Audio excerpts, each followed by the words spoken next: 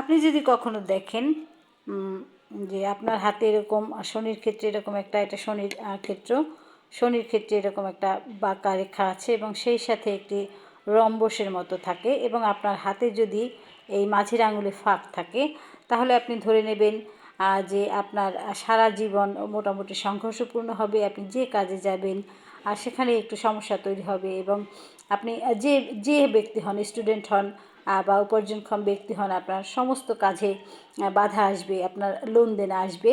অর্থাৎ আপনি শনি কুপ্রভাব আপনার উপরে আছে, এবং আপনি আপনার জীবনকে সামনে এগিয়ে নিয়ে যেতে আপনার খুবই কষ্ট হবে। সেক্ষেত্রে আপনার প্রতি পরামর্শ হচ্ছে আপনি শনির প্রতিকার করতে পারেন। আমি আমার ওয়েবসাইটে বিভিন্ন শনির প্রতিকার দিয়ে থাকি।